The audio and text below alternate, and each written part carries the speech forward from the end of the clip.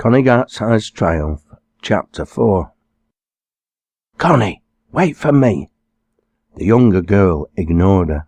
She'd already squeezed through the narrow gap in the dry stone wall and was marching resolutely in a diagonal across the field, Titch running ahead of her. Rosie began to run to catch up. Her friend was no slouch when it came to speed walking, despite her artificial leg. Connie was about to squeeze through the gap in the next wall before she finally caught her. "I thought we were going for a walk together," Rosie said, after she'd caught her breath. "Some friend you turned out to be." "What on earth do you mean?" "Telling Mum about Maggie Grimsditch." "You're being silly." "No, I'm not. You didn't have to tell Mum I fancy him." "You're quite right. I didn't have to tell her. She already knew." Connie didn't look convinced, although she knew it was true. She set off once more. Rosie followed, wondering how she could placate her friend. They'd already reached the mermaid's pool before she broke the silence. "Perhaps we should ask Coventina what to do about Mikey." Connie stopped abruptly and turned to face her friend. "There's no need to make fun of me." Rosie shook her head. "You really are in a tantrum, aren't you?" "No, I'm not." "Well, why do you assume I'm ribbing you?" "Because of what happened last Easter Eve." "But it was very exciting, Connie, and Ralph caught the gamekeepers, and they're in jail just where they belong, and it was all because of you insisting we came up here to see the water goddess at midnight." Connie's green eyes narrowed cat-like. She turned and continued her uphill march.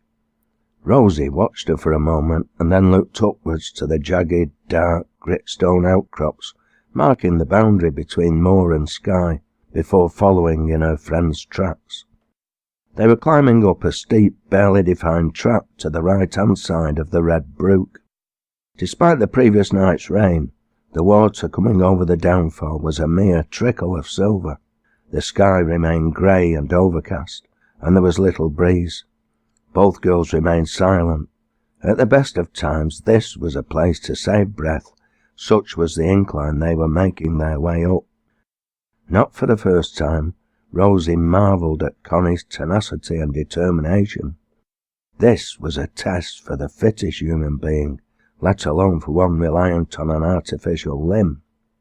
Eventually, they were making their way onto the plateau, threading their way through overhanging rocks of millstone grit, oxidized black.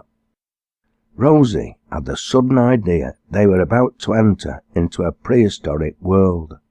Once on the top, Connie flopped to the ground, her back against a massive wind, rain, and ice-sculptured rock, whose smooth, rounded, and intricate shape reminded Rosie of a photograph Grandad had shown her of a bronze sculpture by somebody called Henry Moore. Rosie stood by the side of her friend for a moment, leaning against the rock. She unfastened the leather case hanging round her neck and took out the binoculars to contemplate the panorama lay out before her. "Magic," she said out loud, before taking her seat next to her companion and replacing the glasses in their case. Connie began to remove her right-hand trouser leg from a long woolen sock and then to roll it above her knee. "Is it hurting?" Rosie asked as she watched. "Not really. I just want to give my stump some fresh air." Titch appeared and took a seat leaning against Connie's left leg. "Do you remember when you told me about the phantom pains you used to have long after you'd lost it, and how long it was before you finally came to terms with the fact that you had lost it?" Connie glanced across at her. She fondled Titch's velvety ear. "Yes. Well, when my dad was killed, something similar happened to me. It was maybe a year later. I was walking along Castle Street in Edgeley near where we live. I spotted a man on the other side of the road, ahead of us and walking in the same direction. 'Look,' I said to Grandad, 'there's Dad,' and I began to drag Grandad across the road. I really thought it was him.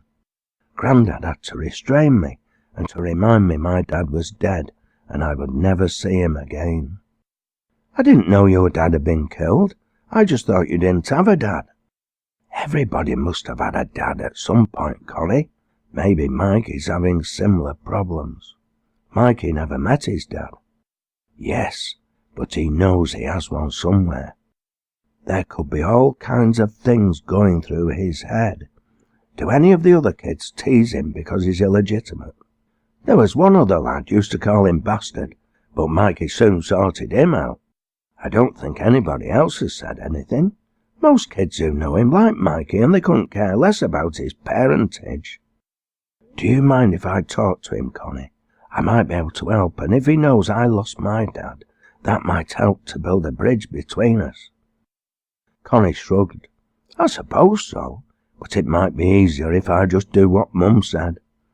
Well, I think that's right, but it might help if I speak to him first as well. It could make it easier for you.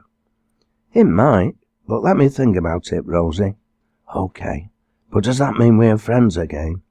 Connie laughed. I didn't know we'd stopped being friends. Rosie shook her head, and then rooted in her pocket, retrieving a brown paper package, which she quickly unwrapped, revealing a slice of parkin, which she then broke in two. Here you are, Connie. Your mum gave me this before we left. I'd forgotten all about it. Good old Mum. She'll have made loads for bonfire night. What night's the bonfire?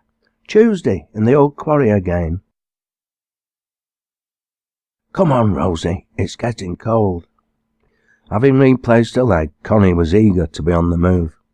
We'll walk along the edge towards Ashiphead and go down by William Clough.